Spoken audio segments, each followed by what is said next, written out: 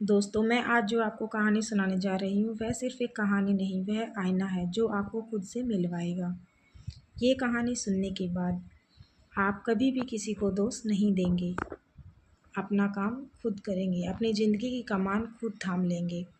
पर एक शर्त है, इसे पूरे दिल से, ध्यान से और आखिरी तक सुनना होगा।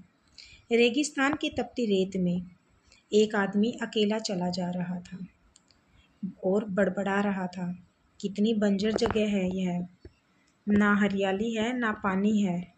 हरियाली भी होगी कैसे, यहाँ तो पानी का नामो निशान ही नहीं है।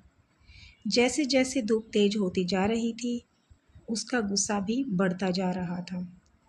अचानक उसने आसमान की तरफ झुलझाते हुए देखा और कहा, हे भगवान, यहाँ पानी क्यों नहीं देते? अगर पानी होता तो यहाँ कोई ना कोई पेड़ पौधा उगा सकता था, जगह बहुत ही खूबसूरत बगीचे जैसी बन जाती।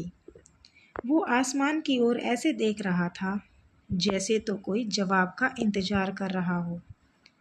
और तभी एक चमत्कार होता है।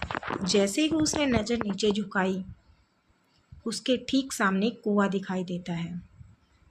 एक ऐसा कुआं जिसे वो सालों से रास्ते पर आते जाते कभी नहीं देख पाया था। वो हैरान होकर दौड़ा और कुआं पानी से लबालब भरा हुआ था। लेकिन उसने ऊपर देखकर धन्यवाद देने की बजाय फिर से शिकायत की। ठीक, पानी मिल गया, पर इसे निकाले के लिए कोई इंतजाम होना चाहिए।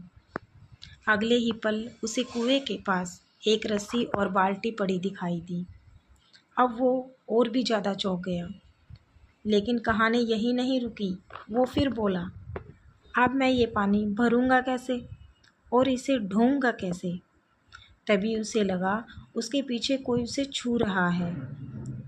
तब वह घबराकर पीछे देखा तो देखा ऊंट पीछे खड़ा था। अब तो जैसे उसकी सांसें ही अटक गई थी। उसे डर लगने लगा, कहीं ये कोई इशारा तो नहीं कि उसे उस रेगिस्तान को हरा भरा बनाने का कोई काम सौंप दिया जा रहा हो। वो बिना कुछ बोले तेज कदमों में आगे बढ़ गया। लेकिन तभी एक उड़ता हुआ कागज टुकड़ा उसके पास आकर ठहरा और उस पर लिखा था, मैंने तुम्हें पानी दिया, बाल्टी और रस्सी दी, ऊंट भी दे दिया। अब तुम्हारे पास हर वो साधन है जो बंजर रेगिस्तान को हरा भरा बना सकता है। वो कुछ पल के लिए रुका, सोच में डूबा और पलटा, फिर आगे बढ़ा और वो रेगिस्तान हमेशा के लिए बंजर ही रह गया। दोस्तों, ये कहानी में वो आदमी सिर्फ एक किरदार नहीं है, वो हम सभी हैं।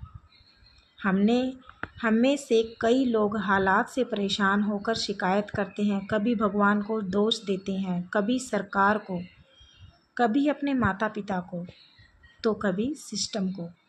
पर सच्चाई तो यह है, हमारे पास अक्सर वो सारे साधन हैं जो हमें अपने सपनों को पूरा करने के लिए दिए जाते हैं, बस हम उसे पहचान नहीं पाते या पहचान कर भी जिम्मेदारी उठाने से घबरा जाते हैं। इसलिए आज से शिकायत करना बंद कीजिए, बहानों से दूर रहिए और पूरी ताकत से अपनी दुनिया बदलने में लग जाइए, क्योंकि सचमुच सब कुछ तुम्हारे हाथ में है। दोस्तों, आपको इस कहानी से क्या सीख मिलती है, कमेंट में ज़रूर बताएं।